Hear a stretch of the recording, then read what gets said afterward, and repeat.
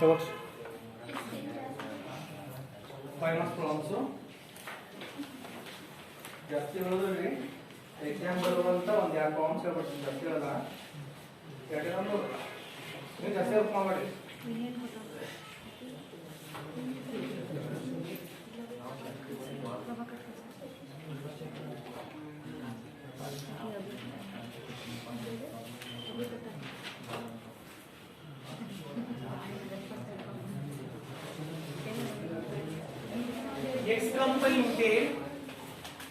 X Company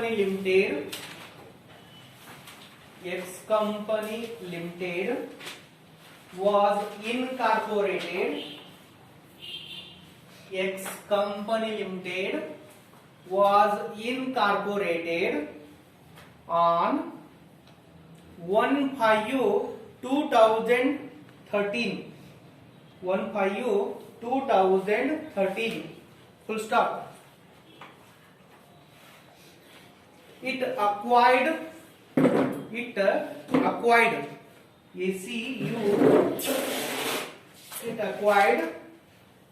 a running business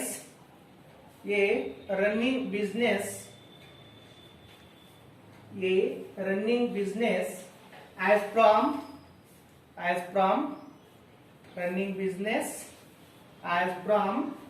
1/1/2013.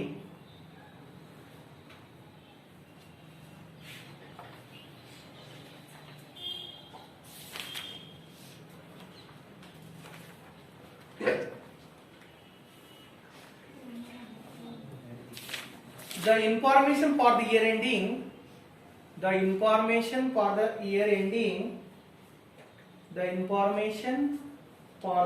ending 31st 12/2013 31/12/2013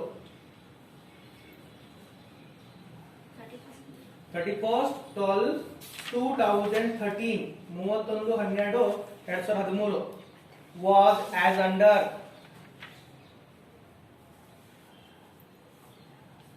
Okay,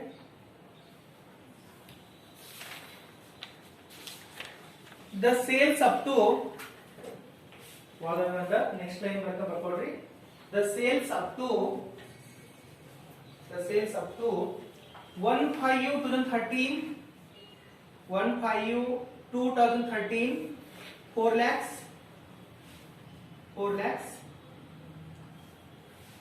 and thereafter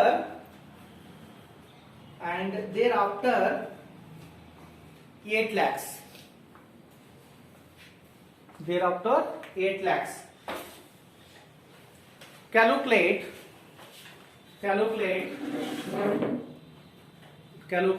time ratio and sales ratio. Okay, 5 marks problem. So ಇಲ್ಲಿ date ಇದ್ರೆ time ಅಂತ ಕರೀತೀವಿ, sales ಬಗ್ಗೆ ಕೊಟ್ಟರೆ sales ratio ಅಂತ ಕರೀತೀವಿ. ಎರಡು ರೇಷಿಯೋ ನಮಗೆ ಈ ಚಾಪ್ಟರ್ ಅಲ್ಲಿ ಕವರ್ ಆಗಿದೆ. ಹಾಗಾದ್ರೆ ಫಸ್ಟ್ ಟೈಮ್ ರೇಷಿಯೋ ಕಂಡುಹಿಡಿಯಬೇಕು. ಬರ್ಕೊಳ್ಳಿ, calculation of time ratio. First point is calculation of time ratio. Calculation of time ratio.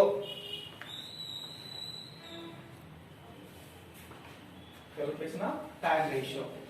ಸರಿ, ಟೈಮ್ ರೇಷಿಯೋ ಮಾಡಬೇಕಂದ್ರೆ 3 ಸ್ಟೆಪ್ಸ್ ಇದೆ. ಪಾಯಿಂಟ್ ನಂಬರ್ 1, ಓಪನಿಂಗ್ ಡೇಟ್,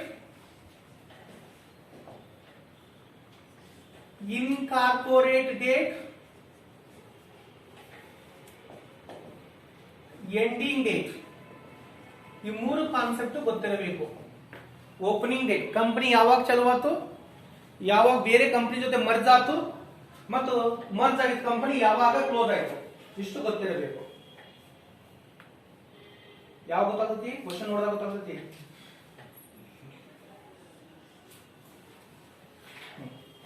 ಸರಿ, ಓಪನಿಂಗ್ ಡೇಟ್ ಯಾವಾಗ, ಇನ್ಕಾರ್ಪೊರೇಟ್ ಡೇಟ್ ಯಾವಾಗ, ಎಂಡಿಂಗ್ ಡೇಟ್ ಯಾವಾಗ ಹೇಳೋಣ ಅಂದ್ರೆ ಸರಿ ನೋಡ್ಕೊಳ್ಳಿ. H company limited was incorporated on, ಯಾವಾಗಂತೆ H company limited was incorporate date on, incorporate 1/5/2013. ಯಾವ್ದು ಡೇಟ್ ಹೇಳ್ತಾ ಫಸ್ಟ್ ಅದನ್ನ ಬರ್ಕೋಬೇಕು. 1/5/2013. ನೆಕ್ಸ್ಟ್ ಇಟ್ ಅಕ್ವೈರ್ಡ್ ಅಂದ್ರೆ ಪರ್ಚೇಸ್ ಅಂತ ಕರಿತೀವಿ. Running a business from 1/1/2013. ಈ ಡೇಟ್ ಕೆಲವರಿಗೆ ಓಪನಿಂಗ್ ಗೊತ್ತಾಗುತ್ತೆ, ಕೆಲವರಿಗೆ ಎಂಡಿಂಗ್ ಬರ್ಬಿಡ್ತಾರೆ. ಅದಕ್ಕೆ ಈ ಡೇಟ್ ಕೆಲವರಿಗೆ ಗೊತ್ತಾಗಲ್ಲ, ಅದನ್ನ ಬಿಟ್ಬಿಡೋದು, ಮುಂದೆ ಮತ್ತೆ ಓದೋದು. The information for the year ending, ಯಾವಾಗ year end? For the year ending the date 31/12/2013. For the year ending ಇದಾತಂದ್ರೆ ರಿಮೈನಿಂಗ್ ಡೇಟ್ 1/1/2013. ಗೊತ್ತದ್ರಿ? First incorporate, after ending, after remaining date opening ಆಗುತ್ತೆ. ಗೊತ್ತಾತಾನ ಹೇಳಿದ್ದು? ಸರಿ, ಇದನ್ನು ಕ್ಲಾಸಿಫೈ ಮಾಡಬೇಕು. ಇಲ್ಲಿ ಪ್ರಾಫಿಟ್ ಪರ್ ಟು ಇನ್ಕಾರ್ಪೊರೇಷನ್ ಮಾಡ್ಲಿಕ್ಕೆ ರೇಷಿಯೋ ಯಾವಾಗಲೂ ಒಂದು ಸಿಂಗಲ್ ಐಟಮ್ ಇರಲ್ಲ, ರೇಷಿಯೋ ಯಾವಾಗಲೂ 2 ಕ್ವಾಂಟಿಟೀಸ್ ಇರುತ್ತೆ. ಹೌದಾ? The ratio relation between two the 2 quantities. ಅನುಪಾತ 2 ಟೈಪ್ ಇರ್ತವೆ. ಹೌದಾ? ಸಿಂಗಲ್ ಅನುಪಾತ ಅನ್ನಲ್ಲ. ಹೌದಾ? ಸರಿ, ಅದಕ್ಕೆ 2 ಬೇಸ್ ಮಾಡೋಣ. ಪ್ರೀ ಪೀರಿಯಡ್ ಅಂತ ಕರೀತೀವಿ. ಏನಂತ ಇದಕ್ಕೆ? ಪ್ರೀ ಪೀರಿಯಡ್ ಅಂದ್ರೆ ಬಿಫೋರ್ ಪೀರಿಯಡ್ ಅಂತ. ಯಾವಾಗ ಸ್ಟಾರ್ಟ್ ಆದ್ರು? ಓಪನಿಂಗ್ ಡೇಟ್ ಇಂದ ಇನ್ಕಾರ್ಪೊರೇಟ್ ಡೇಟ್. ಒಂದು ಓಪನಿಂಗ್ ಡೇಟ್ ಇಂದ ಇನ್ಕಾರ್ಪೊರೇಟ್ ಅಂದ್ರೆ ಇಲ್ಲಿ ಎಕ್ಸ್ ಕಂಪನಿ ಇರುತ್ತೆ ನೋಡ್ರಿ. ಯಾವಾಗ? 1/1/2013 ಟು 1/5/2013. ಇದು ಪ್ರೀ ಪೀರಿಯಡ್ ಅಂತ ಕರಿತೀವಿ. ಓಪನಿಂಗ್ ಇಂದ ಇನ್ಕಾರ್ಪೊರೇಟ್. ಯಾಕಂದ್ರೆ ಇಲ್ಲಿಂದ ತನಕ ಒಂದು ಕಂಪನಿ, ಇಲ್ಲಿಂದ ಇನ್ನೊಂದು 2 ಕಂಪನಿ ಆಗಿರ್ತಾವ, ಎಕ್ಸ್ ಮತ್ತು ವೈ. ಅದೇ ಎಕ್ಸಾಂಪಲ್ ಕೊಟ್ಟಿದ್ದೀನಿ, ನೋಡ್ಕೊಡ್ರಿ. ಹಂಗಾರೆ ಇದು ಪ್ರೀ ಪೀರಿಯಡ್ ಆಯ್ತು. ಪ್ರೀ ಅಂದ್ರೆ ಬಿಫೋರ್ ಪೀರಿಯಡ್. ಸರಿ, ಜನವರಿಯಿಂದ ಅಪ್ ಟು ಎಲ್ಲಿ ಮಟ? ಮೇ. ಮೇ ಇದು ಓಪನಿಂಗ್ ಇದೆ. ಹಾಗಾದ್ರೆ ಮೇ ಬರಲ್ಲ, ಬರುತ್ತಾ ಮೇ? ನೋಡಿ ವಿಚಾರ ಮಾಡ್ರಿ. ಹಂಗಾರೆ ಜನವರಿ, ಫೆಬ್ರವರಿ, ಮಾರ್ಚ್, ಏಪ್ರಿಲ್ ಟೋಟಲ್ ಮಂತ್ಸ್ ಎಷ್ಟಾಯ್ತು? 4 ಮಂತ್ಸ್. ಒಂದ್ ವರ್ಷಕ್ಕೆ ಎಷ್ಟು ತಿಂಗಳ? ಅದು ಗೊತ್ತಲ್ಲ. Post period. ಪೋಸ್ಟ್ ಅಂದ್ರೆ ಏನ್ರಿ? ಆಫ್ಟರ್. ಪೋಸ್ಟ್ ಇನ್ನೊಂದ್ ಹೆಸರು ಏನ್ರಿ? ಆಫ್ಟರ್ ಪೀರಿಯಡ್ ಅಂತ ಕರಿತೀವಿ. ಪೋಸ್ಟ್ ಗೆ ಇನ್ನೊಂದು ಹೆಸರು ಆಫ್ಟರ್ ಪೀರಿಯಡ್. ಯಾವಾಗಿಂದ? ಈ ಡೇಟ್ ಇಂದ ಈ ಡೇಟ್ ತನಕ ಹಿಂಗ್ ಬರ್ಕೋಬೇಕ್ರಿ. 1/5/2013 ಟು 31/12/2013. ಎಷ್ಟು ತಿಂಗಳಾಗುತ್ತೆ? 8 months. 4:8. 4 1s are 4 2s are. The time ratio is 1:2.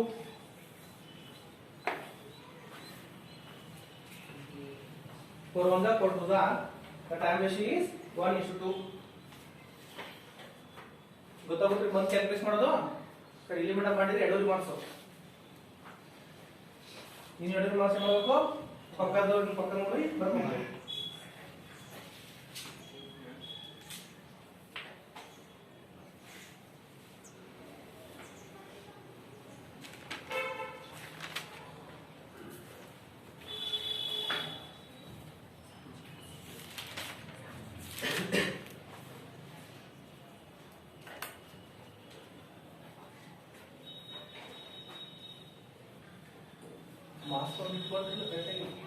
ಬಂದಾಗ ನೋಡ್ತಾರೆ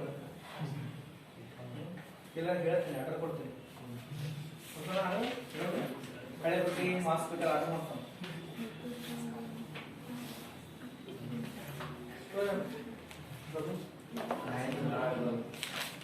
ಸರಿ, ನೆಕ್ಸ್ಟ್ ಯಾವುದು? ಫ್ಯಾಬ್ ರೇಷಿಯೋ ಮುಗಿತು. ನೆಕ್ಸ್ಟ್ ಪಾಯಿಂಟ್ ಯಾವುದು?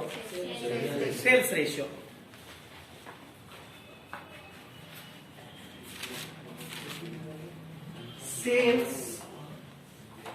Sales ratio, calculation of sales ratio. ಎರಡನೇ point calculation of sales ratio. Calculation of sales ratio. Sales 2 type ಮಾಡ್ತೀವಿ. Pre period sales. ಏನಂದ್ರಿ? Pre period sales. ಇನ್ನೊಂದು ಪೋಸ್ಟ್ ಪೀರಿಯಡ್ ಸೇಲ್ಸ್. ಎರಡು type ಆಗ್ತಾವ್ರಿ. Pre period sales, post period sales ಅಂತ ಬರುತ್ತೆ.